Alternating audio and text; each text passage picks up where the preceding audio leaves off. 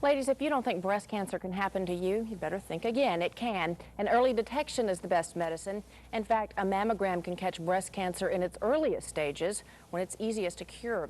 One Corpus Christi woman can't stress that enough. Virginia Brody has that story. This month, as FLORA YANEZ sells cosmetics door to door, she'll also be handing out information about breast cancer.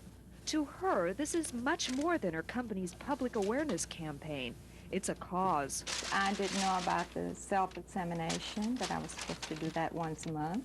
And the mammogram, when you're 40, it's one every other year, and when you're 50, it's once a year. You see, 6 years ago, FLORA was diagnosed with breast cancer. Like so many of us, FLORA took it for granted that she would never get breast cancer, but she did. In fact, it happens to 1 out of every 9 women.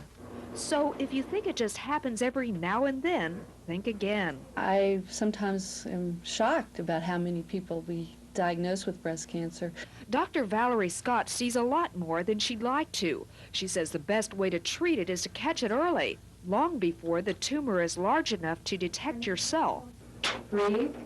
The best way to do that is with a mammogram. In general, when it's that small, the prognosis is wonderful. But really, we need these mammograms and we need these breast exams to find these cancers before they become a real problem. FLORA is just glad she found the cancer when she did. Today, 6 years later, doctors think she's cured. Well, I feel lucky, yes, that I found it in time, but I think I would have been luckier if I would have found it 3 months before. That's one more reason to have the test done regularly. The cure rate is much higher. Virginia Brody, Channel 6 News. Well, fortunately, FLORA YANEZ isn't the only success story when it comes to women dealing with breast cancer. Early detection seems to be the key to successful treatment. And joining us today on Coping in the 90s is Dr. David Levey. He's here to talk about breast cancer and mammograms. Thank you very much for being with us. First of all, let's go over some of those warning signs that women at home may be easy to detect there. Yeah. What are we looking for? Warning signs generally can be difficult. It can be difficult to tell, but things such as skin retraction over the breast or a frank lump in the area can be a first sign of a disorder in the breast. And how can you detect from a lump, a cyst, a mole, a common mole? Starting with a mole, that's usually a skin problem, and if there was a cancerous mole, that would be a dermatologic cancer, not necessarily a breast cancer. The breast is a modified sweat gland unit, and if a mass is seen in the breast, either ultrasound or mammography itself will be best to tell between a cyst and a lump. But mammography, I think, is the standard of care in the community. Is there a certain age women should start getting mammograms or stop self-examination and start the mammogram?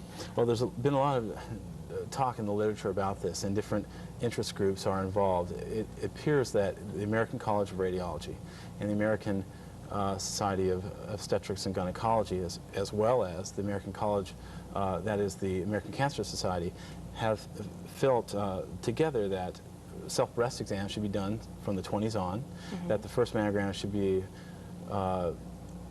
performed between 30 and 40. After 40, from 40 to 49, perhaps every 1 to 2 years, but after age 50, as age is one of the risk factors for breast cancer, that a yearly mammogram is indicated.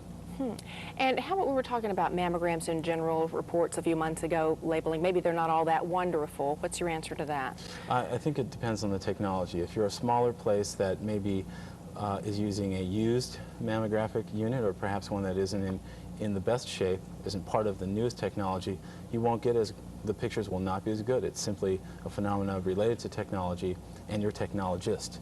But with the brand new equipment, which is monitored by radiologists and done by accredited technologists, I think that probably this still is the best single test for screening.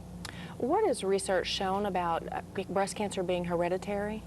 Well, essentially this begs the question of risk factors, and I think the single most well-accepted risk factor is a cancer in the other breast or the same breast. Previous breast cancer is the #1 worst risk for occurrence of breast cancer. Age is a factor, but if you have a first-degree relative, either a sister or a mother that has had breast cancer, if your sister or mother has had breast cancer, it doubles, and if your sister and mother have had breast cancer, it's felt that the risk is tripled. Okay, one more quick question I have to get in here. What if you do detect a mammogram, breast cancer in a mammogram? What's the next step? essentially you should go back to your primary referring physician, and very soon thereafter a localization of some sort should be done, either breast localization to find the cancer and have it removed with lumpectomy, or at Spawn and Doctors Regional we're performing core biopsies such that the lesion itself, if not palpable, can be biopsied under stereotactic guidance, and we can get a sample of the tissue right there and then in the radiology department. Sounds great. Easy All right. enough. Thank you very much Sure. for your information. And if you'd like more information on where to get a mammogram or who can qualify for a reduced cost mammogram, call the local chapter of the American Cancer Society. The number is 857-0134. Coming up, you've probably heard about a haunted house, but we'll take you to a haunted brewery next and find out what you can expect on Channel 6 News at 6.